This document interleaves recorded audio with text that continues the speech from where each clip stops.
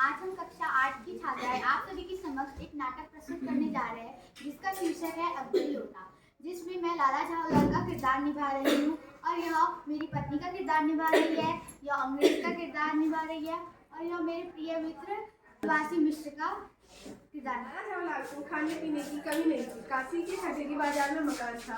नीचे की दुकानों से 100 रुपये मासिक के करीब किराया उतर आता था। अच्छा खाते थे, अच्छा पहनते थे, पर 250 रुपये तो एक साथ आग सेकने के लिए भी न मिलते थे। इसलिए जब उनकी पत्नी ने एक दिन उनसे कहा, अजी सुनिए, हाँ मुझे 250 रुपये मेरी बात है। डरिए मत, अगर आपके पास नहीं है तो अपने भाई से मांग लीजिए। अजी हटो, 250 रुपये के लिए अपने भाई से भीख मांगोगी, मुझसे ले लेना। लेकिन मुझे इसी जिंदगी में चाहिए। हाँ हाँ, इसी सप्ताह ले लेना। सप्ताह से आपका जात पूरे 7 दिनों से है या 7 सालों से? आज से 7वें दिन मुझसे 250 रुपये ले लेना। हाँ देखते हैं। लेकिन जब 4 दिन ज्यों-त्यों ही बीत गए और रुपयों का प्रबंध न हो सका, तब उन्हें चिंता होने लगी। देखते ही देखते 5वां दिन भी आ गया और वे अपने मित्र पंडित दिलवासी के पास गए और उन्हें पूरी आपदा कह सुनाई। मित्र, मुझे 250 रुपये की आवश्यकता है। मेरी पत्नी मुझसे 250 रुपये मांग रही है, मेरे पास है ही नहीं। मेरे पास है तो नहीं, पर कल से मांग कर लाने की कोशिश करूंगा और अगर मिल गए तो शाम को तुझसे उठा छुट्टी का अंतिम दिन था और झावलाल अपनी छत पर टहल रहे थे। तभी उन्हें प्यास लगी और उन्होंने नौकर को आवाज दी। मुझे 250 रुपये उससे दे देंगे या फिर अपनी लकड़ी से हाथ धोना। नौकर, थोड़ा पानी ला देना।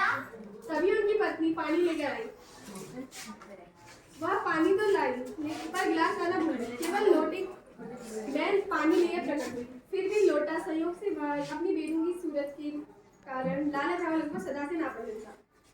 तो नया साल 2 साल की बना, पर कुछ गड़न ऐसी कि उसका बाप डमरू और माँ जन्म लगी लाला जी। पर फिर भी लाला जी अपना गुस्सा पीकर पानी पीने लगे। उस समय वे छत की मुंडेर के पास खड़े थे। उनके हाथ से लोटा गिरा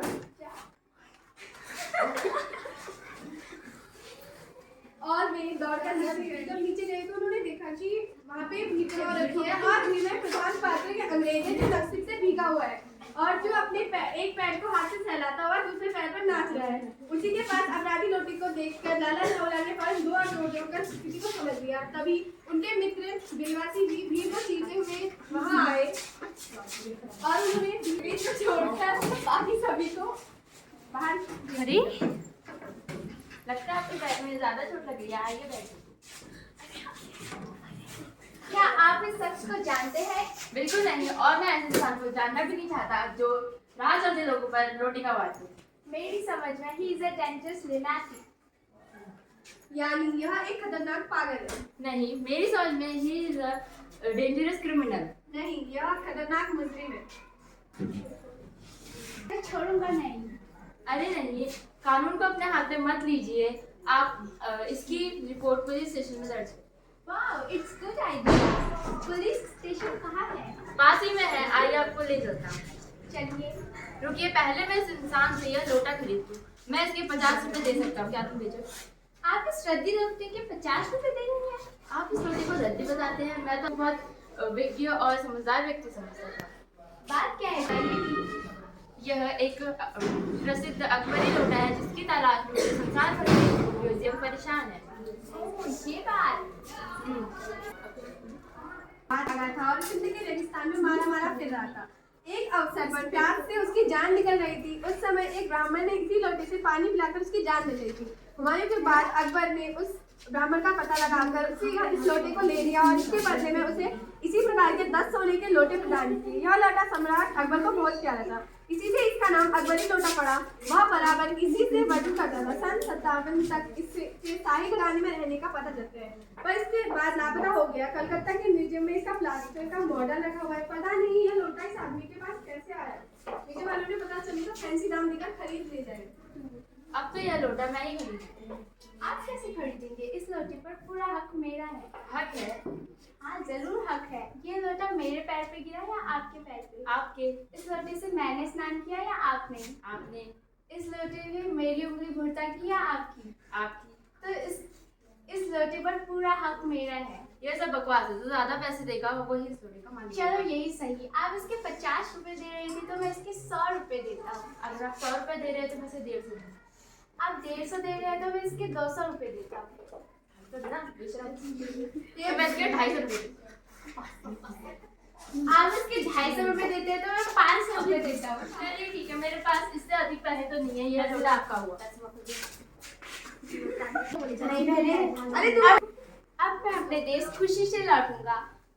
मेजर डगलस की डींगे सुन सुन के मेरे कान पक गए थे। मेजर डगलस कौन है? मेजर डगलस मेरे पड़ोसी है। उनकी और मेरी पुरानी चीजों का संग्रह करने में होड़ है। पिछले वर्ष जब वो हिंदुस्तान आए थे तो वो यहाँ से जहांगीरी अंडा ले गए थे। जहांगीरी अंडा क्या है? एक कबूतर ने नूरजहां से जहांगीर का प्रेम कराया था। जहांगीर ने पूछने पर कि मेरा एक कबूतर तुमने कैसे उड़ जाने दिया? नूरजहां ने उसके दूसरे कबूतर को उड़ाकर बताया था कि ऐसे।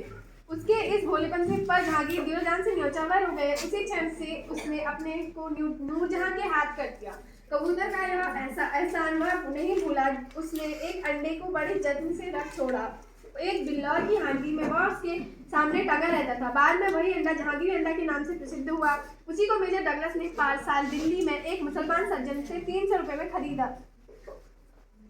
ये बात। हाँ, पर अब वो मेरी बराबरी नहीं कर पाएंगे।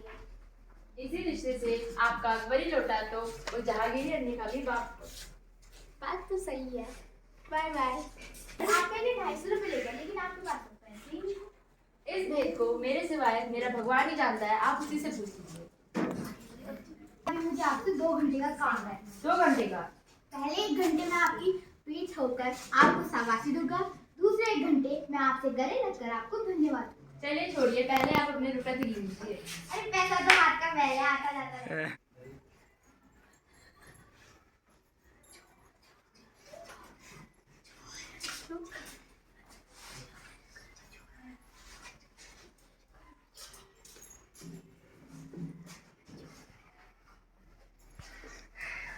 अब आप यह सोच रहे होंगे कि ये क्या हुआ।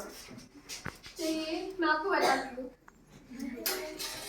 पंडित बिलवासी जी ने अपने मित्र भावलाल की मदद करने के लिए अपनी पत्नी के संदूक से 250 रुपए चुराए थे।